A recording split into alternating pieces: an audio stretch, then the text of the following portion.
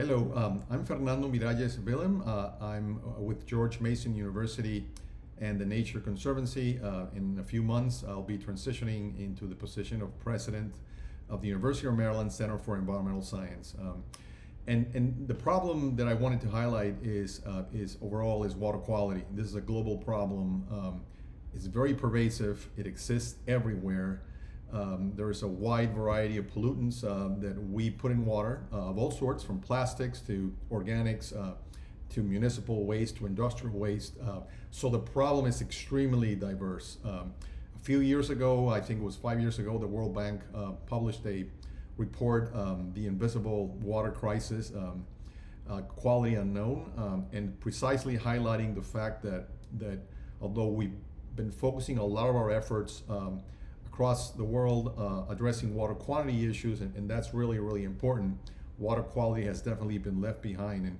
And I think the toughest part about dealing with water quality is that you really have to measure and monitor it very, very intensely. It's not economically feasible, so it's very, very hard to pin down the extent to which we pollute water, the extent to which those impacts can be felt across a variety of sectors. It affects our health, it affects our ecosystems, and we've almost created an absurd situation in which by creating and using water the way we're using it and polluting it, we discharge that polluted water into other water sources. So we are essentially polluting the very source that we need to live, and that's that is a very, very big challenge.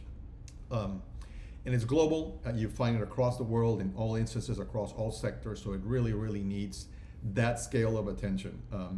In terms of innovations, I think there's probably three themes that are emerging, and I think they will continue to emerge over the next decade or two. I think the first one is circular economies and trying to localize the extent to which we impact water, and implementing water reuse, which means that we're going to have to treat water, which means that treatment is going to have to be tailored to the conditions that we're generating for pollution.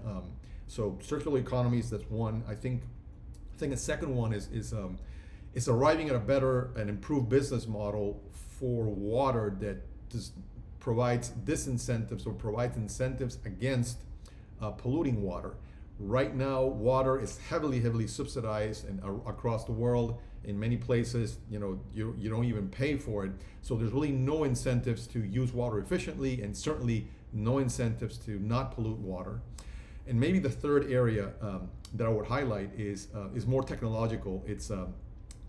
And I'll go back to the point of trying to, how do you monitor water effectively? And I think remote sensing, particularly satellites across all scales, the very large ones and to the small sats, are generating a good space, technologically speaking, to monitor water quality, very, very efficiently, trying to capture both the spatial and temporal characteristics of timing of pollution as well as spatial extent of pollution.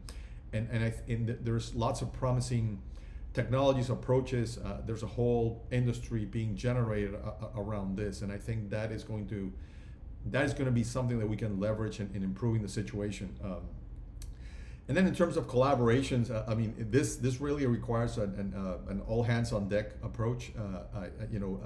Certainly the scientific research, academic communities need to be involved in terms of advancing new technologies, new science, to better monitor, to better provide ways to monitor water pollution and water quality.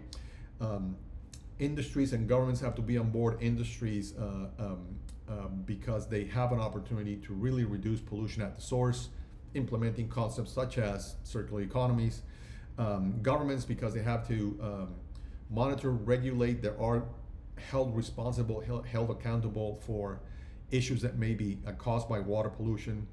And definitely, across the board, decision makers, need to be engaged. I think this is a very serious capacity building exercise that needs to take place. And almost to the extent of, generating a common declaration, an understanding about the rules of engagement around water quality, maybe almost like an intergovernmental panel of sorts for water and for water quality. Could be the goal here. I've seen, over my 30+ year career years, I've seen those large-scale efforts advance significantly. For example, in the case of climate change, the IPCC, and the case of biodiversity and ecosystem service, the IPBES. So I think something like that, a big effort across water, is really important, particularly because it's a global resource, right? And it's finite. Yeah, we have what we have, we don't have what we don't have. And so again, the issue is water quality, and I hope this video is useful. Thank you very much for the opportunity.